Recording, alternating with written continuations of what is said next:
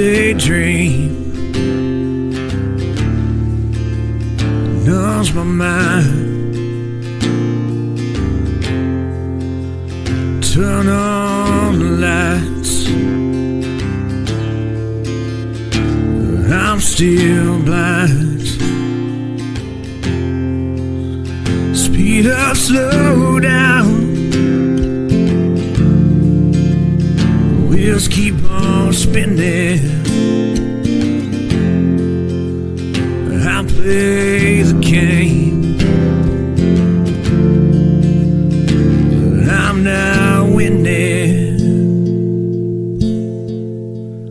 I've been east, I've been west, I've been put to the test. I've been high, I've been low, I don't know where to go. I've been lost, I've been found, I've been spinning around. Here's what's left of me now.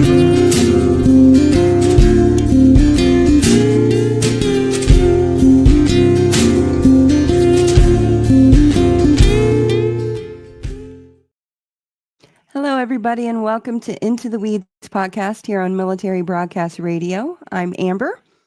Thank you so much for being here and, being interested in what I have to say.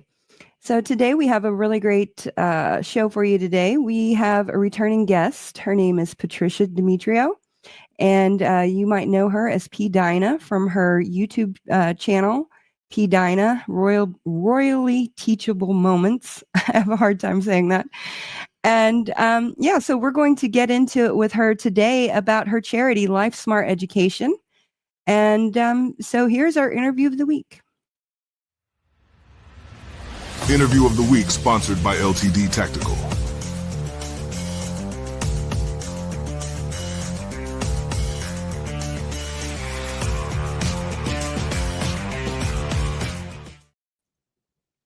Welcome, Patricia. Thank you for joining us here at Military Broadcast Radio. Thanks so much for having me back. Mm-hmm. Nice to be here. Yeah. Oh, no. Am I already having computer trouble? No, I can hear you. Okay. Okay. So Patricia, thank you for coming back. And I know last time we specifically talked about the royal family and Harry and his wife. But today we want to talk about more important matters, which is your charity. So could you please actually it's called LifeSmart Education. So could you please tell us, I want to get into what LifeSmart is, but first I want you to tell us why you wanted to create a charity like this. Why was global education for children important to you? Yes. Thanks so much for having me back. I started my charity back in, the idea came out in my head in 2010. Okay. I was, just living my life and wanted to do something with my life outside of acting. I wanted to do something meaningful.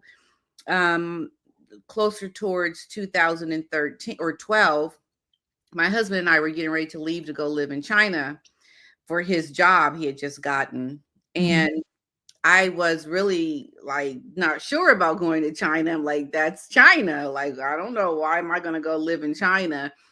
And, from that experience there and thinking about what I wanted to do with my life and getting away from, acting, doing something more meaningful, I thought about doing something for youth because I'd always taught acting because I'm also a professional actor. Okay. So, going to China and being there and having those experiences and then just other travel experiences that I've had, I wanted to do something that was really going to give youth who didn't really have access to travel opportunities to go see other places in the world, because I know what it did for me, and it gives you a different mindset. It gives you a perspective about who you are as an American, especially. That is something you can't imagine until you are outside of the States. And it's something that it grows your mindset. It gets you to think outside the box, and it gives you a perspective about yourself Mm-hmm. that you don't ever really get to see because you're always in your place of what you know and see every day. Mm-hmm. So these are the things that I thought of. And then, starting to put the idea on paper at the time, there was something else that was missing. And that was for youth to have basic life skills, because you don't want youth to get outside the country and not know how to behave and not have these basic fundamental skills to navigate being in a foreign country. Yeah. And so the concept was these local skills, things you learn about yourself, things that help you with important things that are going to help you to be successful that are outside of your academic learning, Mm-hmm. and putting that with global skills. So life skills are local, global skills are global. And that's where the travel component comes in. And so just putting all these ideas on paper, that's how we came up with LifeSmart Education. And a good friend of mine that I actually met during a production that I did when I was right out of high school. He's an Army brat, and he wanted to work with me to put together the charity. And so he and I worked together on the concept, and it came together, and we've been in business for 10 years. This is our 10th year running LifeSmart Education. And Okay. it's been difficult since the pandemic because a lot of the funding has dried up. So it's been a challenge. We haven't done the global component just yet. We have managed to do national tours to Washington, D.C. a few times. Mm-hmm. But we have also done an international program locally. So we had a Japan summit where we brought Japan to our students Okay. for a summit, and it was really nice, and different things that we did around Japanese culture. But we've been going strong in terms of trying to fuel this mission, and trying to get more funding to get youth to be able to go abroad, because it is a big endeavor to do, but so important to learning. And, one thing Rick Steves has said, who is a big travel person, travel should not be a luxury. It should be a necessity. And I think when young people, especially those who are under-resourced with families to help them travel, these are the kids that need to be able to travel and learn and mindset, the ones that never get outside of their neighborhoods, the ones that don't know what it's like to have experiences outside of their impoverished neighborhoods. It grows, changes your mindset unbelievably, because that's what it did for me. And that's why I'm so passionate about learning about it, or having young people learn about it, because it does change you. We've got so many young people who are misguided in the direction that they want to go in life. They don't know what they want to do. They sometimes kids just don't have grit. They don't have anything behind them that gets them empowered to want to be successful or to aspire to greatness. And I think travel can do that. And this is why I'm so passionate about the work that I do around my charity. And when I started my YouTube channel, that's why it was so important to me to not just talk about royalty, but how can it be teachable? And I saw Meghan Markle making all of these horrible mistakes around her very privileged circumstances. I wanted to couple the learning with my talking about this woman and her experiences, because it came together so beautifully to get her to see how, you have to be better as an American when you go abroad, and you have to look at what you have as a way to learn and be better, and not try to change the people around you. You need to adapt and learn about these cultures. And that's why I talk about that part of it on my YouTube channel, along with the charity work that I do. So. Yeah, I grew up as a poor kid, on food stamps, commodities, all that stuff, drug addict parents. Oh, wow. Yeah. And the only way I could get out of my situation was to go into the military. And so that's what I chose to do, because I did not want that life. I knew no matter what, I didn't belong there. And I needed to do something different. So I took the initiative to do it. But I know so many people that I grew up with, or that I have met since, that have never gone beyond their town, Yeah. their state. And, there's a huge percentage of Americans that have never even gone out of the country. Yeah. Yeah. A lot of And, people have passports. yeah. And I was in my 30s before I got my first passport. Wow. Yeah. Mm-hmm. Yeah. So, and I've only been out of the country once myself, and that was just on a missions trip. So, and that was to Jamaica. So it wasn't, Not really abroad, right? Yeah. Yeah. So I've always, I've looked at people who want to make that impoverished child's world bigger and better. That just is so commendable to me, because like I said, I grew up with those drug addict parents, and the only people I had to go to for anything were my aunts and uncles, and they were invested in their own children, Mhm. so they didn't have time to invest in me like, a parent would. And so I never had any opportunities as a kid to believe that I was bigger than myself Mhm. from an outside source. It was just Right. me believing that I was something different and I needed to be somewhere different. Yeah. And think about the kids that don't even think that about themselves. They just succumb to what their circumstances are. Mhm. And they end up repeating the cycle, right? The Yeah. poverty and not really doing much with your life. And I think that this has to be a mission, I think, for a lot of schools, because a lot of kids don't come from the home life similar to what you're talking about. Your parents, they don't come from home lives where these things are ingrained in them to, aspire to have more, to learn more, to try to be better than what your parents' life may have been. And nonprofits that are doing what I do, that's why it's so important, because it's just, I don't know that people really fully understand that where a lot of these kids are coming from in their home life. Mhm. And this is why we get the violence and the drugs and just the even the level of education that we're getting here in the States. This is why it's not like the other countries, because something is happening to our educational system, and we're losing something, and we We need to definitely get are. that back. We need to get it back, and we need to give these experiences, and we need to get kids to value education and to want more out of life. And Mhm. otherwise, we're going to continue to go down in terms of our ranking on a global scale around our educational system here in the States.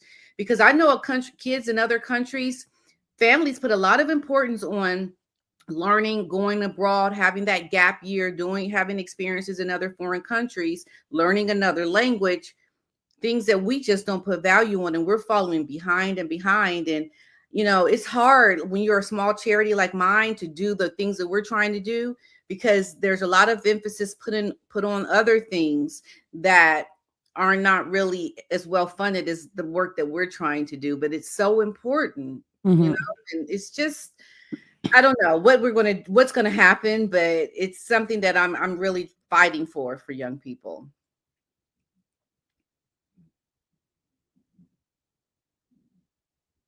Oh no. Are you there? Well, I think we froze, Amber. I think you froze. Are you there? Okay, there you are. Okay, sorry. Guys, if you don't know, my house is possessed, and for some reason, literally, and my internet company has told me that I'm the only one who's having any issues or anything like that. So I don't know. Okay. Okay. Glad you're So back. yeah, I I was a substitute teacher when my kids were younger, and I was also a student teacher. I taught reading and spelling and things like that. And I had thought that I had wanted to go into education, but the way that the world is now, I don't feel like I could do it. Yeah, it's difficult, right? Yeah, because I mean, I grew up, with a hot temper. I know what that means. And so I'm not going to put up with kids bull, I'm not going to put up with it. So right. And it's not because I don't have patience or anything like that. It's because I know they can be better and I know they can do better. Absolutely. Yeah. I mean, that's why my husband doesn't go back into the classroom. He's a history teacher. He refuses to go back into the classroom because kids nowadays are just so unruly. They have way too many rights in terms of discipline. Mm-hmm. There's no one behind the teachers to enforce the things that they're trying to do to get kids to be accountable. Mm-hmm. And it's difficult. I get you. I absolutely get it. Yeah. Okay. Well, we're going to go to our first break, and this is going to be Sacred Flowers from the Blue Mountain Tribe. And then when we come back, we're going to get into LifeSmart Education and find out what it's really all about. So stay tuned.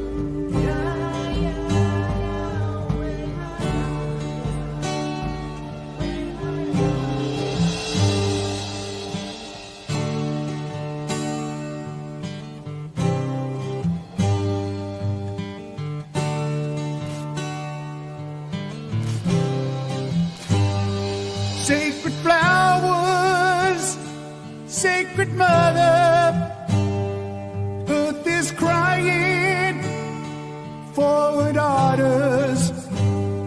Sacred flowers, sacred mother, earth is crying for her daughters.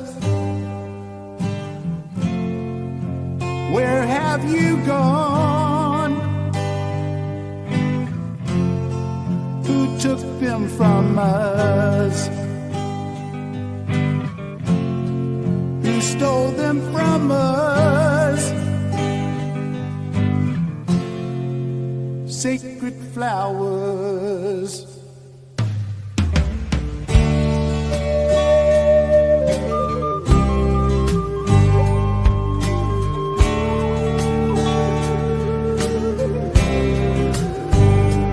Sacred flowers, sacred mother, earth is crying for her daughters.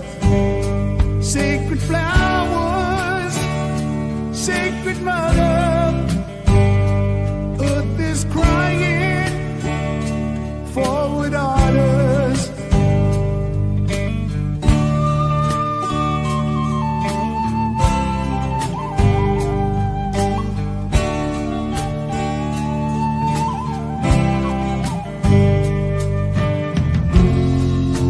Life on the res,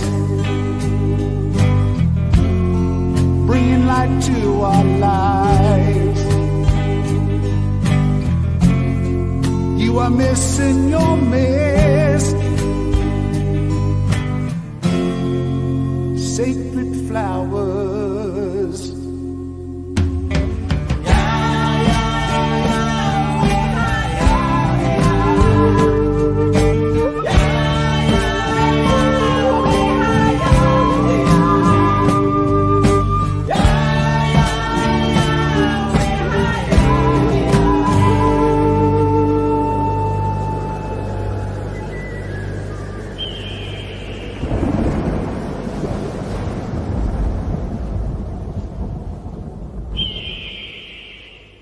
opinions expressed in this program are those of the speakers and do not necessarily reflect the views or positions of any entities they represent.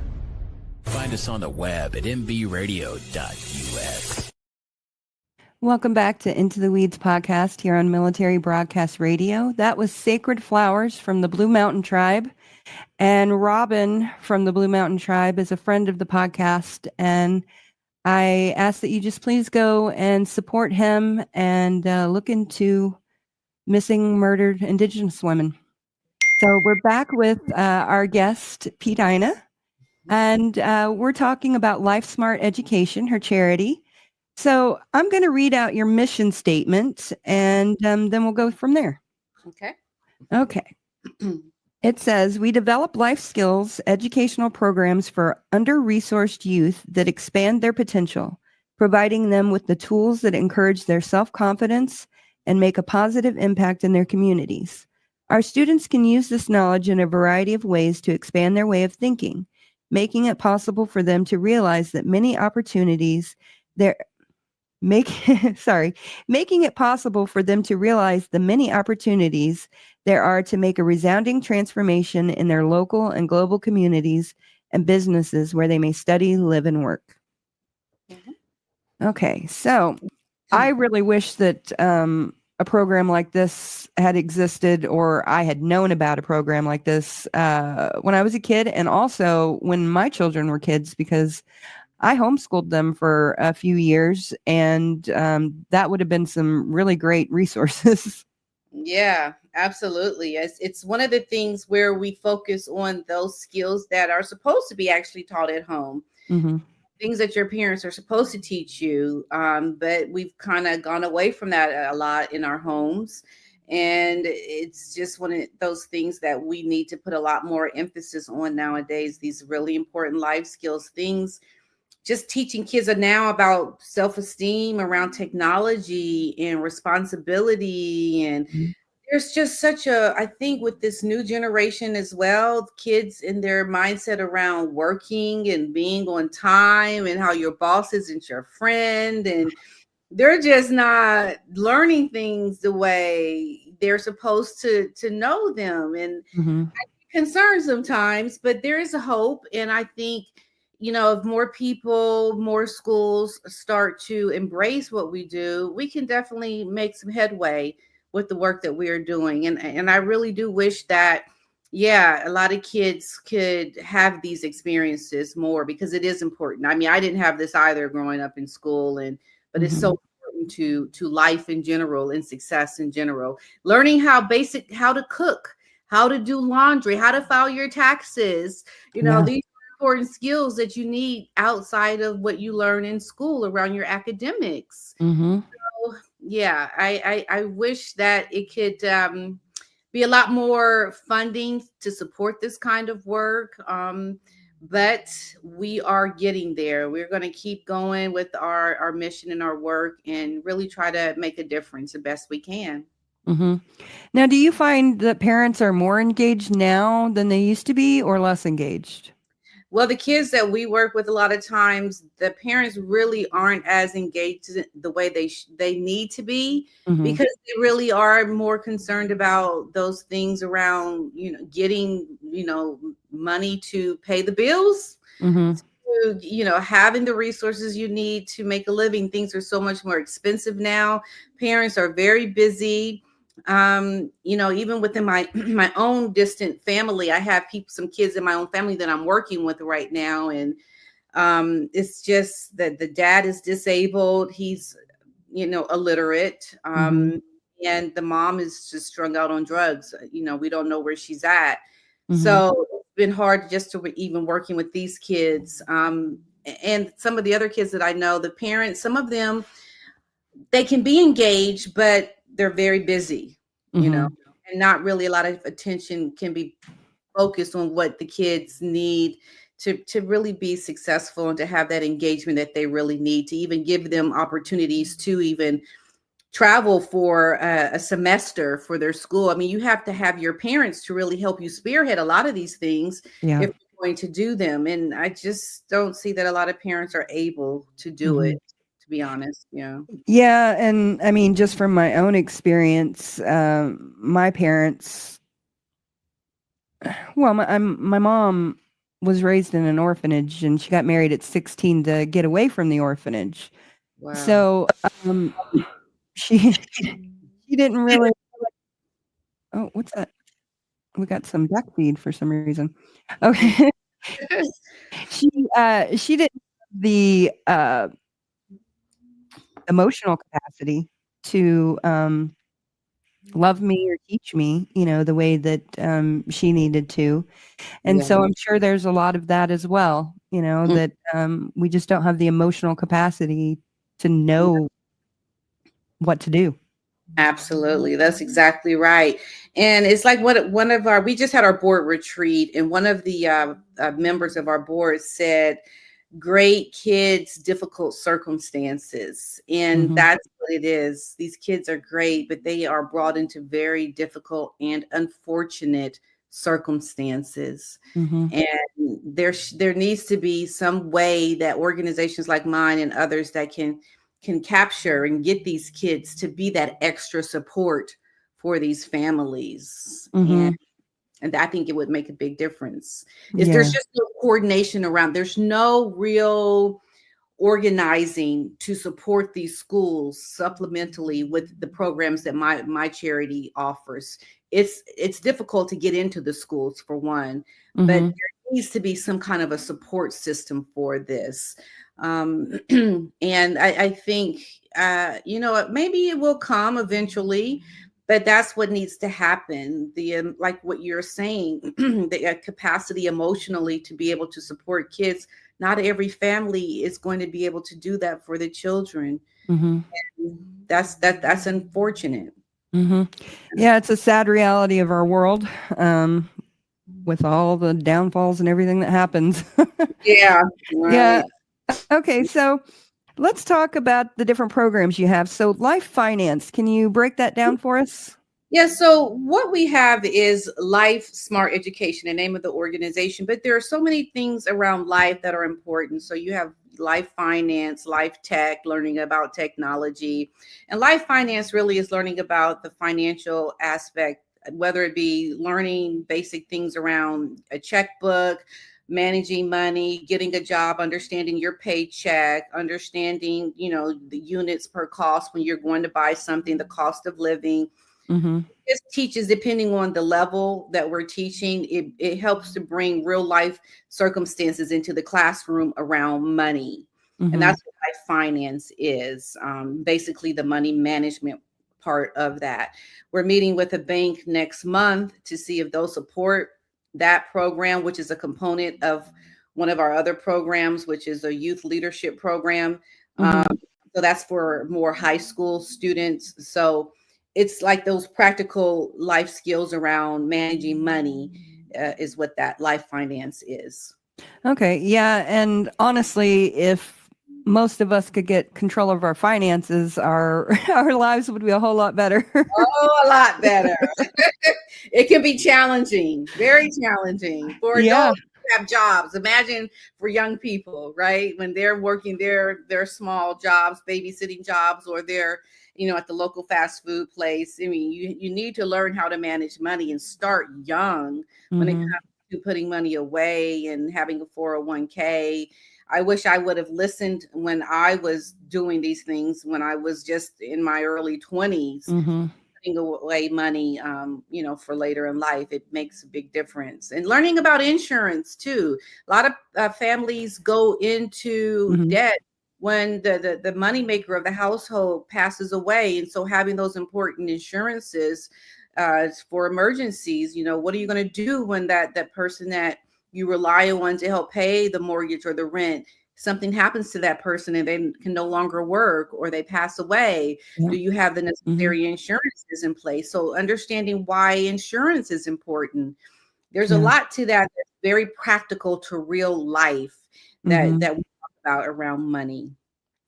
Yeah, and money can cause so many anxieties and hangups and trauma, so getting a handle on it at an early age is way more beneficial to you. Yes, absolutely. Yes.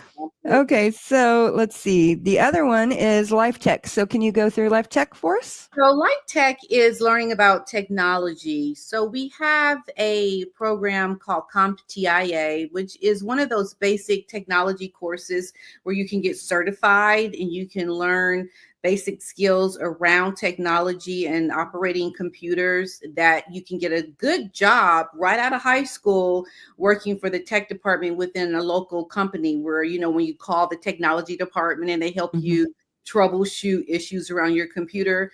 CompTIA is a certification program that we are a vendor of. It's just one of many different things that we do around technology, basic coding as well. Learning skills that you can get a job, a career job right out of high school is what our focus is in when we talk about technology, because not every student needs to go to college, a 4-year school, to get a skill set to get a good job. You can do that with basic certifications, and CompTIA is one of them, and that's what Life Tech is. It's that certification program in technology. Okay, that's awesome. Yeah, because you know, my daughter was telling me, and I believe this, is that the new millionaires and billionaires are going to be the plumbers and the electricians and all of those things, because nobody knows how to do that stuff anymore. No, and also around technology, around robots. And, you know, they say that everyone's going to have a robot in their home, just like you have a computer in your home. Everyone's going to have their own robot. Well, someone needs to program these robots. Somebody needs to operate these robots and, you know, sell them and, you know, do things around technology. So yes, we need to rethink the jobs of the future, so that the practical jobs, like you're saying, plumber, electrician, you know, working construction, and then having technology jobs as well. These are all very important to getting good paying jobs for young people that don't have to go to a 4-year university. Yeah, because I mean, college isn't made for everybody, and everybody's not made for college. And I've seen so many people that have spent thousands and thousands of dollars and then can't find a job in their field, and then won't take a job in another field because they studied in this field and they have to get a job in this field. Yeah, exactly. Right. It really narrows your perspective when you see how limited you are sometimes by the different degrees that you can get. I think you'll always have a job if you get a degree or get a certification in a trade. That is going to be a lot more reliable when it comes to getting a working wage to make a living. Okay, so we're going to go to break again, and we're going to listen to Third Class, and it's called Into the Light. And this is a new song, and I'm really enjoying it. So we'll be back to talk more with PDina about the rest of the programs, but stay tuned.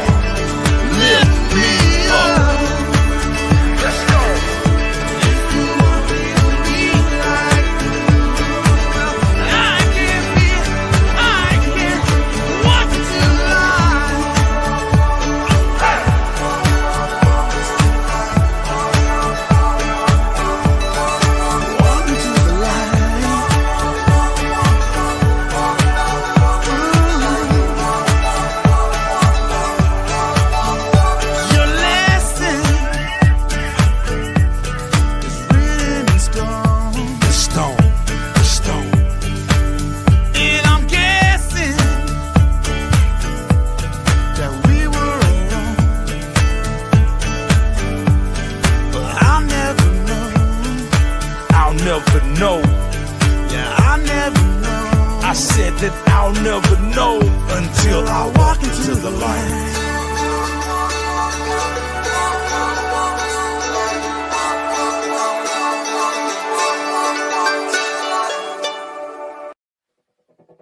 Tune in to Clado's Cacophony of Sound every Saturday night from 9 p.m. to 12 a.m. Eastern on Military Broadcast Radio at mbradio.us or on Twitch at DJ_Clado. MBR, giving veterans a voice.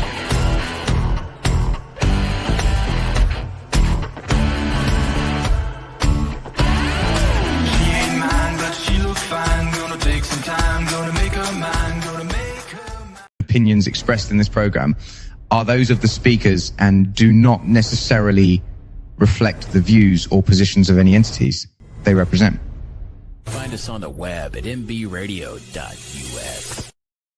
Welcome back to Into the Weeds podcast here on Military Broadcast Radio. And we are with PDina from LifeSmart Education. And we are getting into the programs of LifeSmart. And we left off at Life Social. Can you tell us about Life Social? Yeah, so Life Social are those really basic, fundamental social skills. So, and we implement them in different ways. So, for example, teaching young people about self-esteem. One way we did this for about a year, we used puppet shows, and we used for very young kids, teaching them about self-esteem through animal characters. And that was a lot of fun. We got some grant funding from a foundation to implement this. That was really fun, coming up with the characters, the script, and the stage that we use, and hiring the puppeteers. So using basic social skills to teach young people, teaching them responsibility, self-respect, teaching a class for young girls about dating, and really putting your education first, because we know in those teenage years, young girls love to looking at and thinking about boys. Mm-hmm. That's not, there's something wrong with it, but there has to be a healthy level of looking at another person to want to date, and making sure it is in a way that's okay, because there's a lot of abuse around dating at young ages now. And so these are the basic social skills, teaching these things around, and also communication.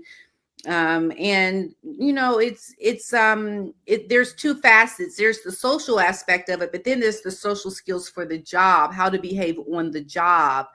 So, you know, like I said earlier, your boss is not your friend, your boss is your employer, and there's a certain way you carry yourself socially when you're on a job than you do when you're with your friends. So understanding these aspects and really understanding how to show up at a job the best way possible, and to be that kind of employee that is doing what they need to do to be successful on the job. And so we teach these social skills through a classroom environment or via the puppet shows for younger kids.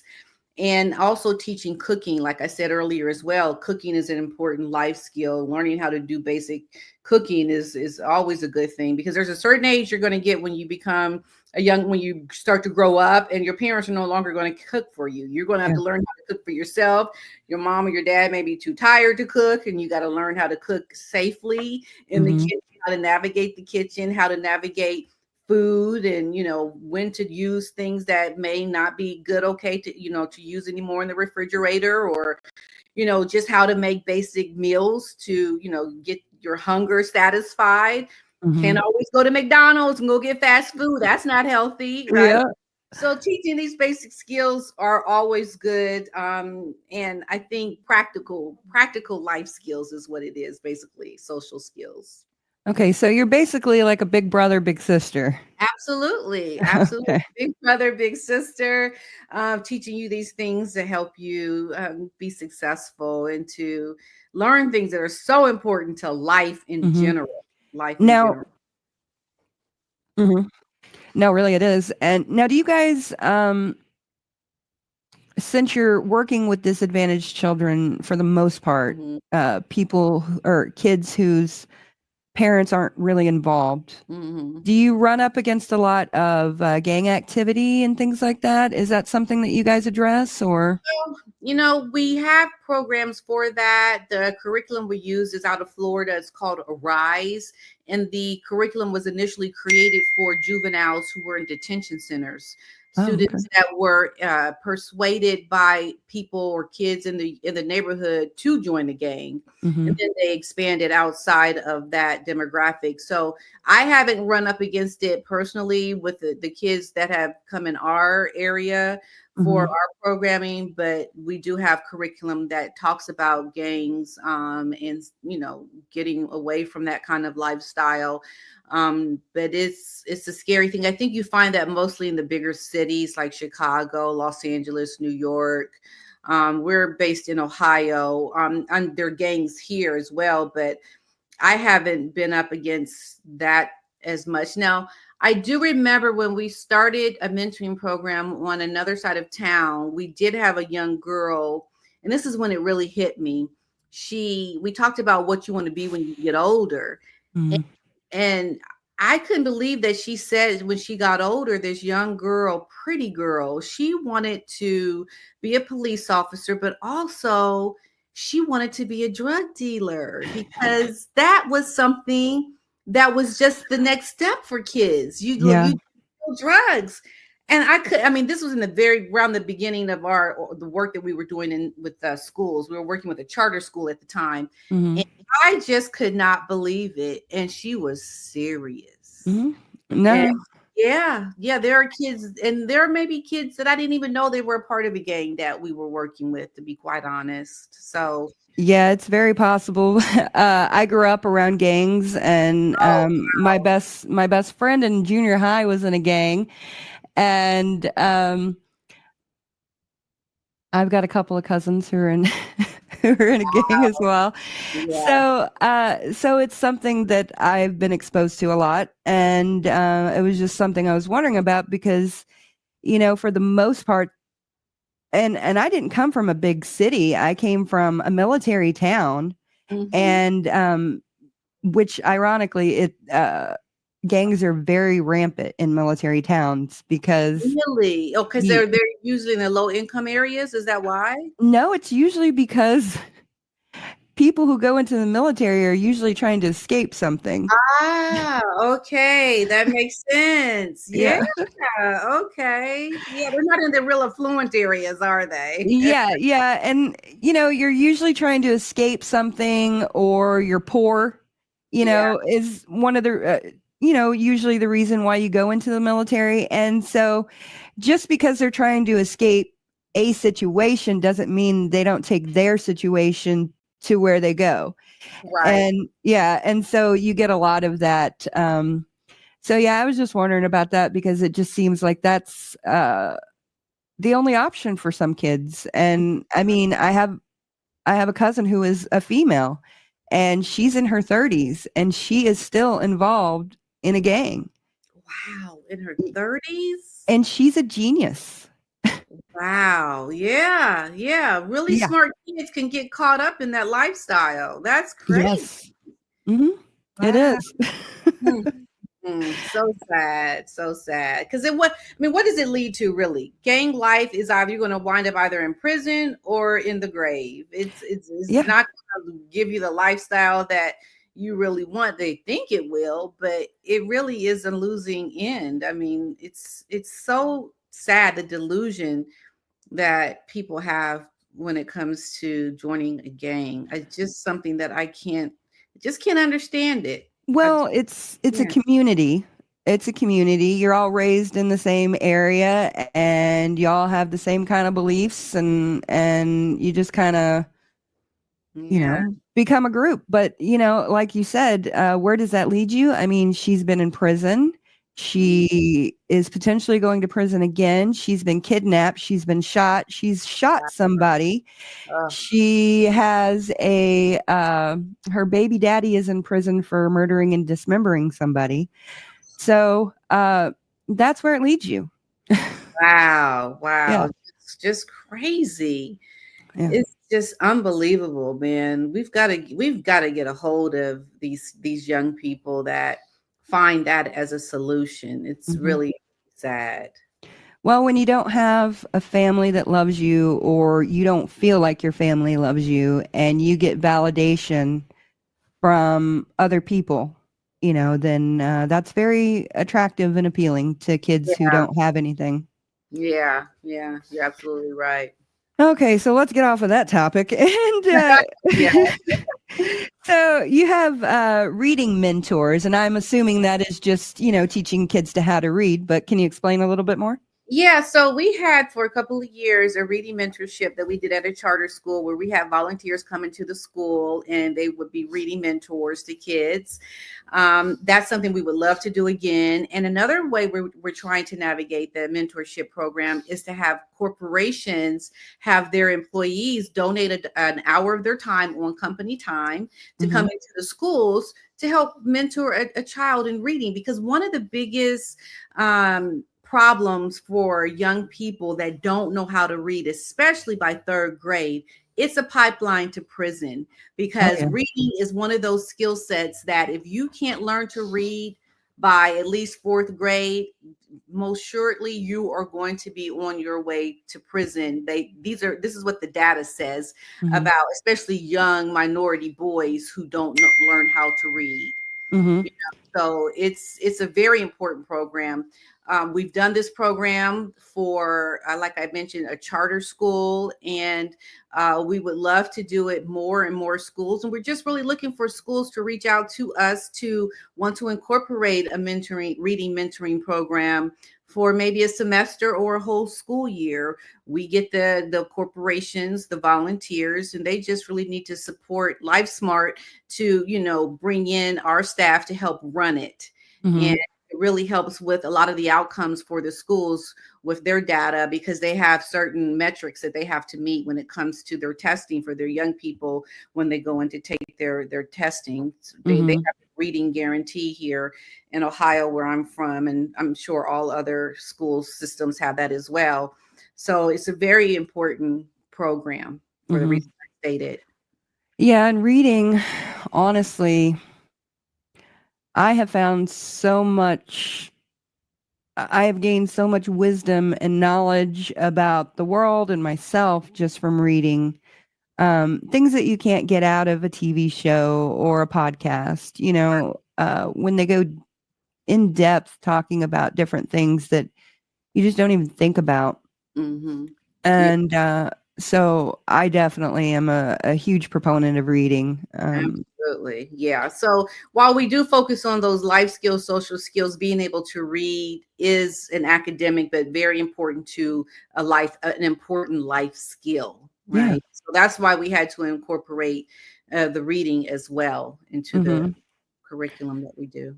Yeah. And I think most of us Americans just kind of take it for granted. We all just kind of believe that, you're in school, you learn how to read, but right, yeah, a lot of kids graduate and can't even read at their grade level. They don't even have 12th grade reading when they graduate high school. A lot of kids learn how to read only up to third grade, and yet they are still able to graduate high school, if believe it or not. I mean, there's a problem with that. Yeah. And something I've also noticed teaching is that most kids only know, even adults only know sight words. They don't actually know how to read.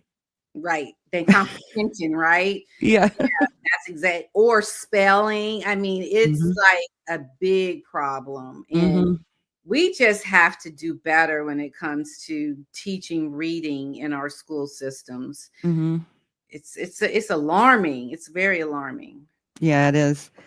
Okay, so there's something called customizable programs, Arise Life Skills. Yeah, so basically we can customize any kind of program that a school may need. Some schools are going to have different needs than another school. And depending on what their need is and what we can do, we are able to customize our programming to meet the needs of the school.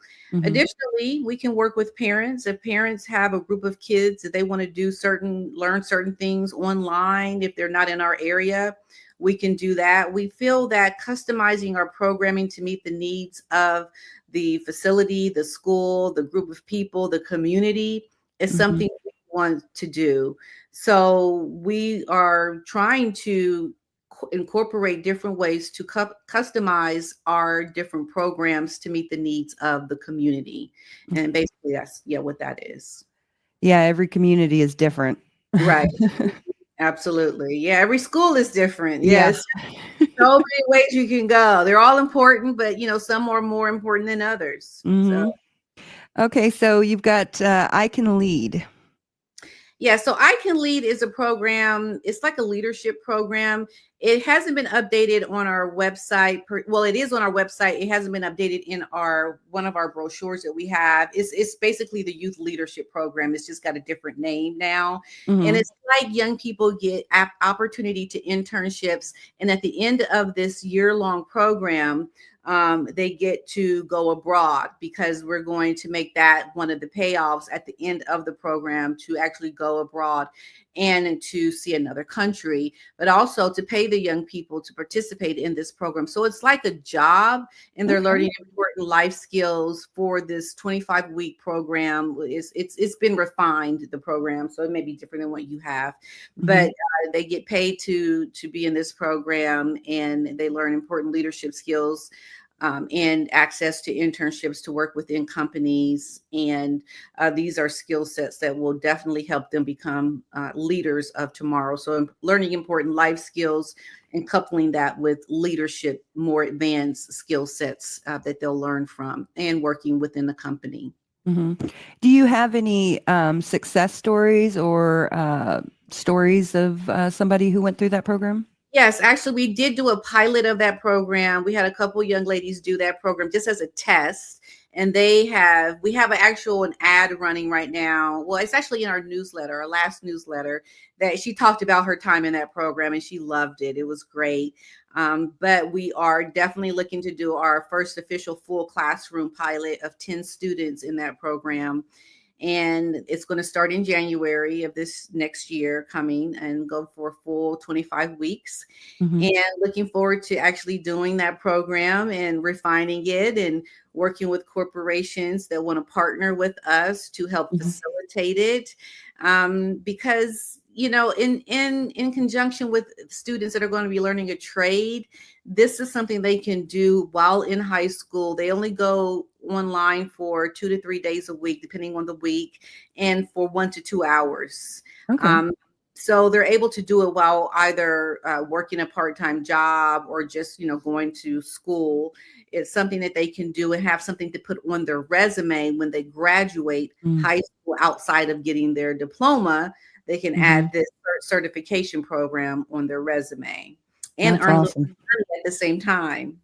Yeah, that's awesome. I like that. Okay, so Global Girl Media. This one got my attention since I'm a podcaster.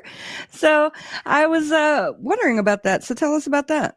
So this is a program that's actually a national program. We are looking to be one of the satellite offices that implements this program. We've never implemented this program, but I would love to introduce it to some students here locally, because it's something that I feel very strongly connected to, considering I am in media already, and I'm an actor.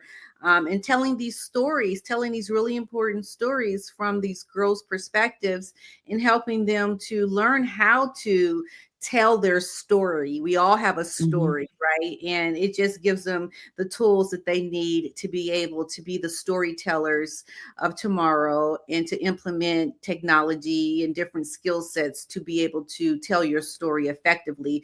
It's a national program, so we don't control the curriculum. We're just one of the satellites that can implement this particular curriculum, which we have not done yet. I would love to do it, but it just hasn't happened yet. There's so many programs that we can offer. This is one that we have not actually done yet, but I think an important one.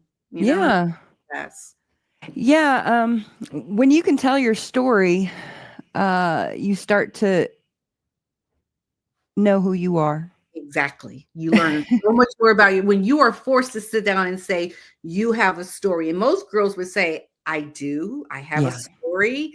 yes, you all have a story. You all have your own unique experiences, and the way you interpret the things that have happened to you and how you can convey what has happened to you, your challenges in life, your successes. How can you convey that in a way that would be intriguing for someone to watch, to learn about, to hear about? That is something that I think gives young people, girls especially, their voice to be heard, and to teach people how you can convey your thoughts about who you are, and to at the same time learn so much more about who you are as a person by delving into this program, and to really take a deep dive look into who you are. It's very empowering to be able to do that. A lot of girls are suppressed when it comes to their voices. We live in a male dominated society where men are the ones out there in the forefront telling everyone, or leading things.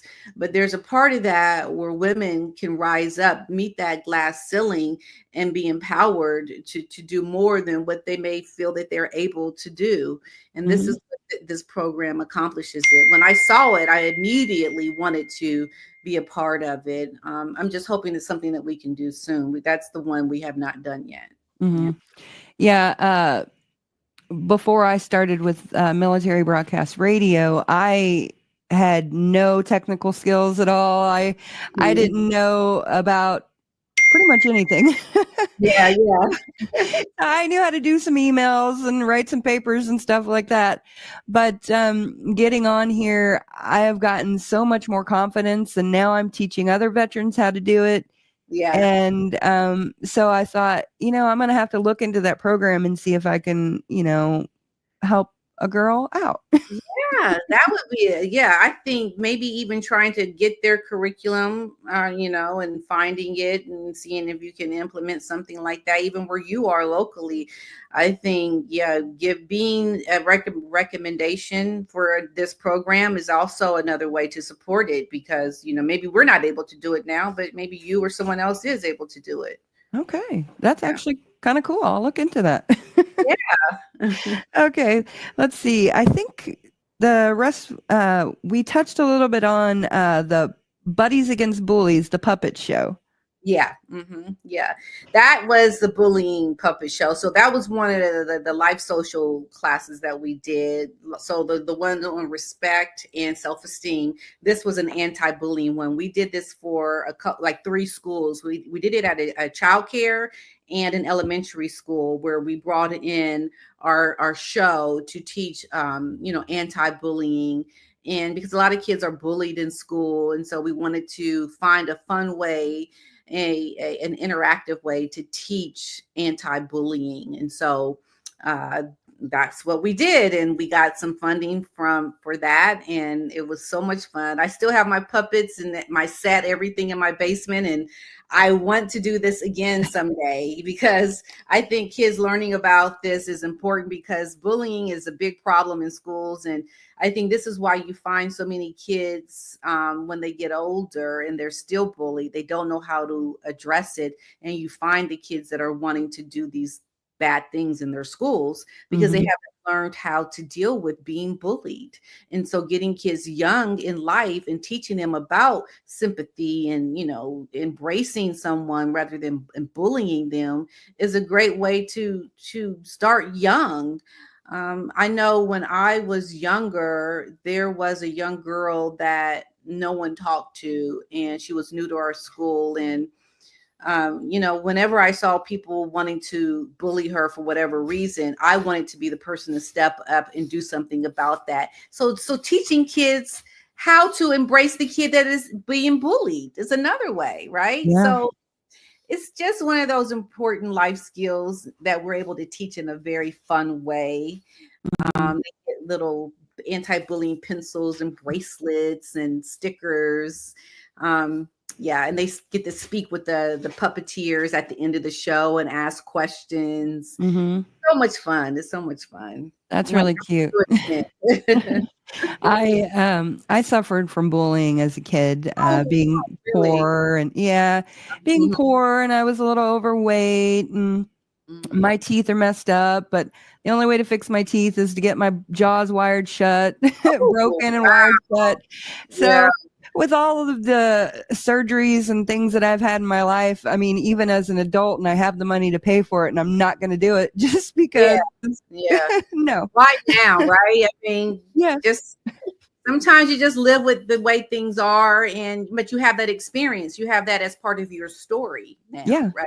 What you went through. Yeah. And it makes you stronger. It makes you stronger. Absolutely. That's exactly right. Yep. Okay. Now, we did get a little bit into the international tours. You said it was stopped because of COVID. So now that COVID is quote unquote over, I guess. What are you starting to do now? Well, our goal now is to go somewhere else outside of Washington, D.C. We've been there, I think, like 3 times. We want to go to Boston. There's a lot of culture and history in Boston, and we want to go to New York City. And then we want to also go abroad to physically Japan this time, not just have a summit, but go to Japan because it's such a unique culture and people that they live harmoniously throughout the country. It's amazing. It's just looking at the Japanese people. One of the lady who's my interim executive director, she's fluent in Japanese. She has her own business teaching young kids Japanese. That is one of our biggest goals, is to go to Japan. So at this point now, it just comes down to fundraising. And like I mentioned earlier, our youth leadership program, that's what we're going to do. We're going to go to a foreign country at the end of that youth leadership program. But we wanted to even maybe go to a country that was like a third world country to teach young kids to volunteer abroad, a foreign country, to have a different approach to the studying abroad aspect of it. So South America, we were thinking about going there. But that's something that is the challenge, because they have to have a lot of money to be able to travel. But we'll get there. Yeah, you will. And I know just from looking at everything and paying attention to your newsletters and stuff, I'm very encouraged by what you're doing, and I would love to see if I can get my neighbor works for Lincoln College. It's a HBCU. Oh, okay. And I would love to see if they would like to take a look at your charity and see if they would like to get involved. Oh, that would be amazing. We're always looking for partnerships. We're always looking for ways to come together for different educational institutions, and to expand, broaden, strengthen the work that we are already doing. So that would be greatly appreciated. Yeah. Yeah, I will give him your information and see what they can do.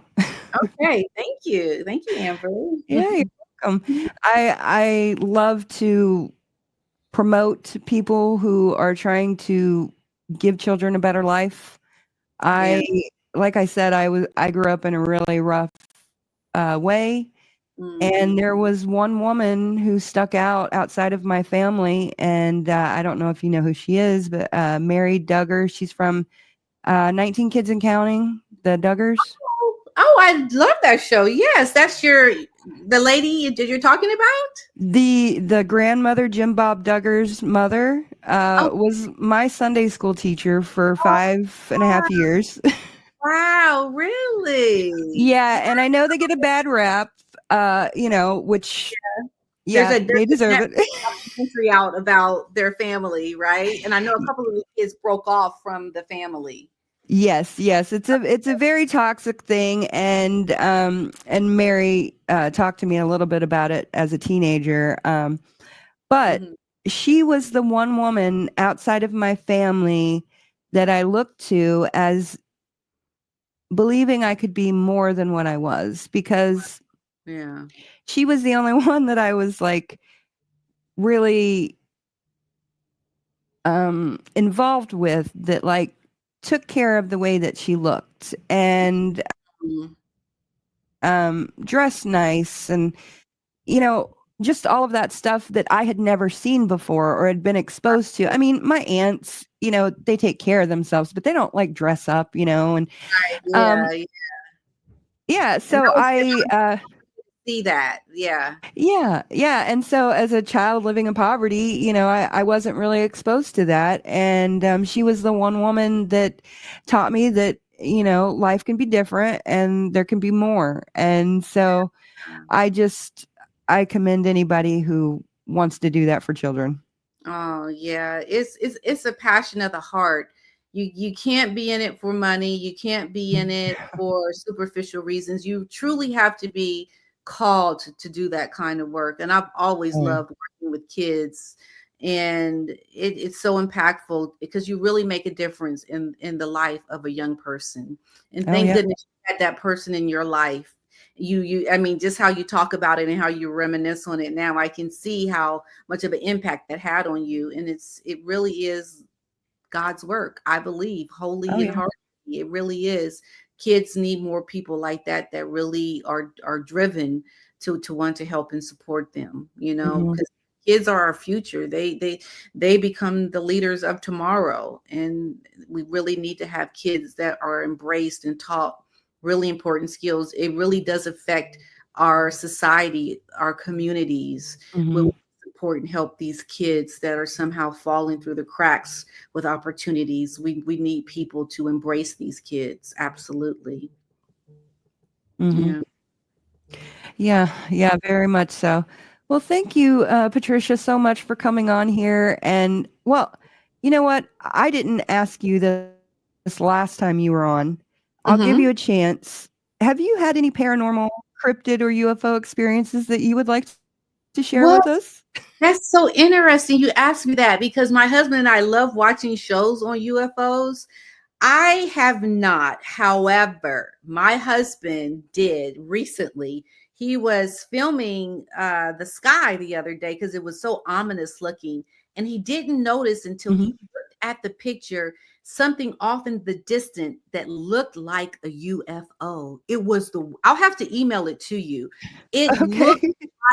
a UFO, Uh-huh. and it really was spooky. And it's like we don't really say anything because it's like people may think we photoshopped it, or they may think it's whatever, but it was something that took us aback just to see that. It was like, what is that? Yeah. And yeah, but I'm intrigued by it. I think we're going to have some kind of UFO alien invasion at some point. We're seeing a lot of activity around UFOs. Mhm. Uh, there are things happening that are unexplainable, that I think warrant something that's not from this world. I believe that wholeheartedly. So yeah, that's something that I'm very interested in. So I just sit and watch documentaries. I had never had my own experience, but that my husband did. He had something like that. I'll email it to you, okay, Amber? So Okay. when he gets home, I'll email it to you. Okay, that sounds great because I want to learn as much as I can. I just can't even believe we're living in a world where we're actually saying that aliens could be real. Yeah, exactly. I think we'd be surprised how real they are. We Yeah. because there's a lot our government does not tell us. There's a lot we don't know, but I think you would be surprised at what is actually out there. Yeah, I personally think they're probably angels and demons, but I could be wrong. Yeah, I've heard that. I've heard that. I don't know too much about if that is true or not, but Mhm. I've heard that. But it would be interesting to explore it, to understand it a little bit better, I think. Yeah, and that's what I'm doing. I've had a UFO experience, seeing something, and then I've had many paranormal experiences. So I'm Mhm. just in the pursuit of trying to learn about it and uh, showing myself that I'm not crazy. Yeah, you're right. Well, keep investigating. You never know what you might find. You never know. Okay, thank you, Patricia, so much. Can you Okay. tell us what you're doing Mhm. now? I know you have a high five Yeah, high initiative. five. Yes, high five, donate five. So what we're doing is we're asking people just to give a high five to education, young people in general, and then donate five. is what we're asking. It goes a long way if we can get as many people to just donate $5, give a high five, donate $5. That's what we're doing now through my charity. I am doing that as a fundraiser on my YouTube channel. You can follow us on all social media platforms. You can reach out to us for partnerships, to inquire about our programs, to perhaps implement something at your school, your community, your home. We have some tutoring as well. So there's a lot that you can do to get involved in the work that we do as an educational institution. And it does take a village, a community to help young people. And you can do that through the work that we're doing to have a really good impact with that, so that we can reach more students and youth through the organization LifeSmart Education. So yeah. Okay. Awesome. So everybody go check them out. And thank you so much again for coming on. And we'll have to come back on and talk about Meghan Markle again. Yes, absolutely. Anytime, Amber. I'm always game to do that as well. Okay. Well, thank you so much. And I hope you have a blessed day. Okay. Thanks. Same to you. Take care. You too. Okay. Bye. Bye-bye. Bye-bye. Okay, so that was LifeSmart Education with PDina, and I'm excited about what she's doing. I just love when people care about children, and so I just hope that you go out and support her and support the children that she's trying to make a difference for. So with that being said, I hope you all have a blessed day, and I hope that you go out and do something to change the world for the better. Ladies and gentlemen, thank you for tuning in to Military Broadcast Radio. As we wrap up today's show, we want to remind you that the podcast of today's episode will be available right after we go off the air. So if you missed any part of the show or want to listen again, be sure to check it out. And remember, we're here to support and honor our veterans. Your stories and experiences matter, and we are committed to giving you a platform to share them. That's right. We're here to give our veterans a voice. So don't forget to catch the podcast and stay connected with us. Giving our veterans a voice.